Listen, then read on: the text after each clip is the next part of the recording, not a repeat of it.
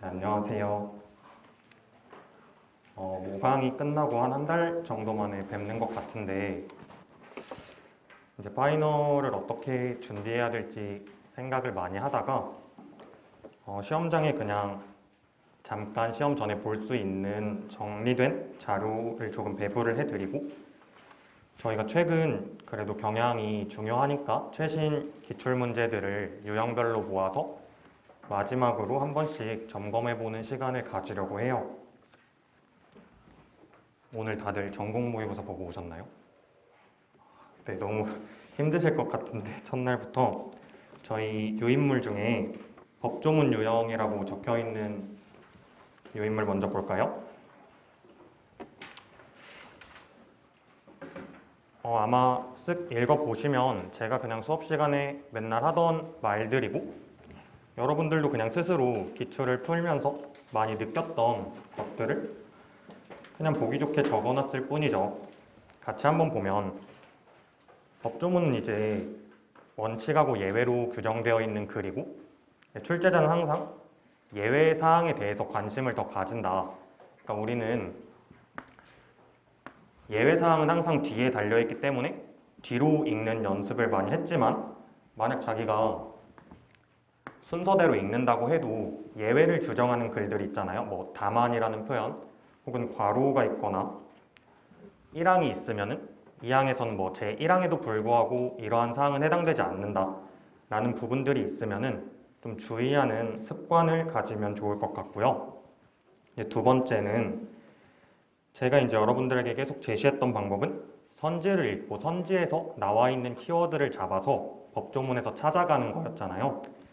근데 항상 선지랑 법조문이 동일한 표현을 쓰지 않기 때문에 저희는 선지에서 어떠한 표현을 보면은 이게 법조문에선 흔히 이런 식으로 표현이 됐다 라는 점을 생각해 주셨으면 좋겠다고 해서 대략적으로 적어놨고 그 다음 세 번째, 이게 제가 가장 핵심적으로 많이 하던 말이죠. 보통 옳은 것을 많이 물으니까 우리는 기출문제를 분석을 하면서 어떻게 옳지 않게 만들었는지에 대해서 계속 확인을 해줄 필요가 있겠죠. 1번 보면 양보절, 제가 많이 하던 말이죠.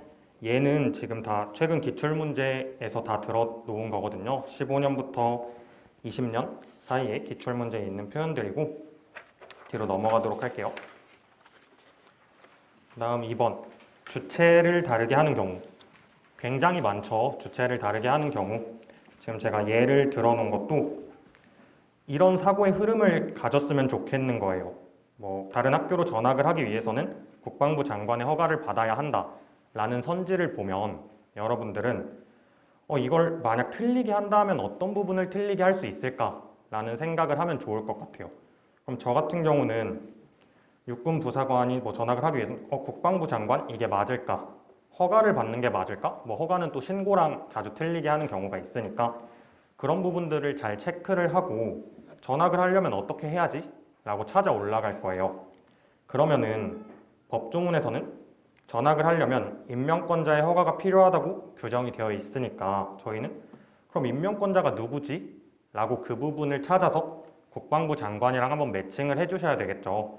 주체를 풀 때는 이렇게 한 단계 더 거치는 경우도 나오니까 꼭 스스로 의문을 가지시면 좋겠어요. 얘가 맞나? 라는 식으로. 그리고 세 번째, 반대 싱크라고 써놨는데 그냥 뒤집기만 해놓은 거죠. 할 수 있다, 할 수 없다 라는 식으로. 근데 저희는 5개의 선지 중에 4개나 틀리니까 틀릴 가능성들이 더 높잖아요. 그러니까 저희는 어떤 선지를 보면은 이게 맞겠다라는 생각보다 이게 틀리게 하면 어떻게 틀릴까라고 생각을 하는 게 조금 더 쉬운 방법일 수가 있겠죠. 그래서 여기도 지급받을 수 없다라고 나와 있으면 받을 수 있지 않을까라는 생각을 하고 찾아 올라가면 되는 거겠죠.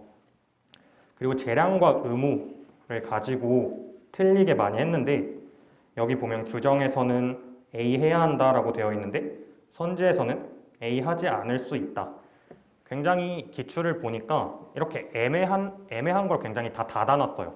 저희 굉장히 명확하죠. A 해야 한다를 A 할 수 있다라고 하면 좀 생각하기 따라서 괜찮을 것 같은데 라고 느낄 수도 있겠지만 A 해야 한다인데 하지 않을 수 있다로 바꿔버리면 굉장히 애매한 점 없이 명확히 닫는 표현이 되죠. 그래서 이런 거에도 좀 익숙해지시면 좋겠고요. 다섯 번째, 이거 예시를 든 거는 7급 모의평가에 나온 선지를 예시를 들었는데 저희가 법조문을 이렇게 뭐 조가 있으면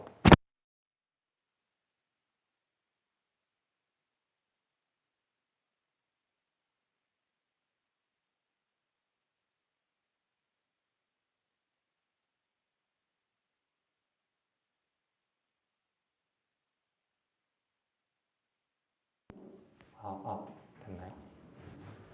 네, 그래가지고 법조문에는 이렇게 괄호를 통해서 이 법조문이 어떤 내용을 담고 있는지 제가 이걸 보통 표지라고 불렀는데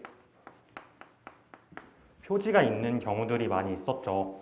이런 표지가 있을 때는 좋았던 점이 선지를 읽고 그 해당 내용을 표지로 바로 시선이 가면은 저희가 아래서부터 읽지 않아도 이 위치로 가서 읽어볼까 라는 게 될 수가 있었고 그리고 여기서 대상 사업, 목적 적용 범위 등은 흔히 맨 첫 조항에 많이 나와 있는 편이에요.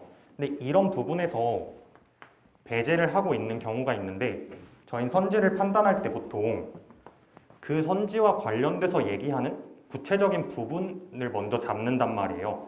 그러다 보면 이런 부분을 놓칠 수가 있기 때문에 항상 뭐 대상 사업이나 목적, 범위 등이 있으면 이런 거 좀 주의해주자라는 생각에서 적어놨고 기간, 의석수 이런 것도 굉장히 많이 나오죠. 뭐 예를 다 들어놨는데 기간 같은 것도 선지에서 딱 보면은 대략적으로 지금 기간이 어느 정도 되는지를 파악을 한 다음에 법조문으로 찾아가는 게 조금 더 좋은 방법일 것 같아요. 그리고 기간이나 의석수는 숫자가 나오니까 숫자가 있는 쪽으로 시선이 가는 것도 굉장히 좋은 방법이겠죠. 일곱 번째, 뭐 맨날 하던 말이죠. 모든 예외 없이 나오면은 뭐 예외가 있는지 찾아보자. 그리고 여덟 번째, 그리고, 및 이런 표현은 A 및 B는 얘도 해야 되고 얘도 해야 된다라는 표현이잖아요. 근데 이런 것도 사실 뭐 A만 해도 된다. 이런 식으로 하면은 저희는 그럼 지금 B를 안 했으니까 틀린 게 되고 또 반대로 A 또는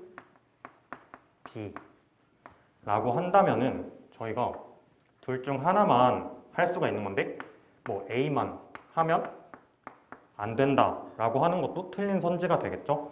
그래서 이런 또는 및 이런 게 잘 안 보이잖아요. 그리고는 그래도 좀 눈에 띄는데 항상 주의해 주시면 좋겠고 아홉 번째, 기본 계획 대 종합 계획. 이것도 자주 출제가 되는데 주체와 항상 연관지어서 나오는 것 같아요. 뭐 기본 계획은 시장, 군수, 구청장 이런 식으로 하는 경우가 많고 이제 종합 계획은 조금 더 높은 사람이 하는 경우가 있겠죠. 그래서 앞에서 말했던 직위, 주체 이런 것과 연관지어서 생각을 하면 좋을 것 같고 열 번째, 뭐 전, 후, 직접 한다, 거쳐서 한다, 구두 서면, 신고 허가 이런 표현들 굉장히 많이 나오죠. 항상 반대되는 표현을 함께 떠올려 준다면 저희가 법조문에서 찾기가 조금 더 쉬울 것 같아요. 그리고 11번째, 상식의 선지라고 써놨는데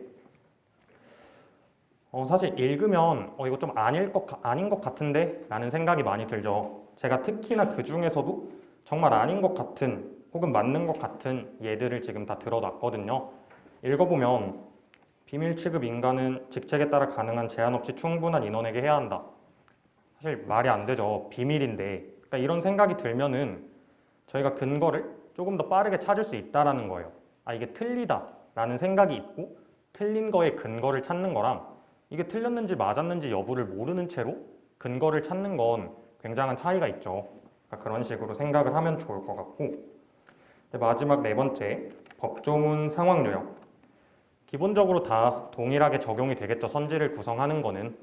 그렇지만 상황에서의 특수한 점은 항상 상황을 먼저 읽고 이 상황과 관련된 법조문의 내용이 나오겠구나. 그리고 지금 인물들을 갑을병 뭐 A, B, C로 하는데 실제 이 인물들이 법조문에서는 어떻게 명칭이 될까라는 것도 주의해주면 좋을 것 같아요.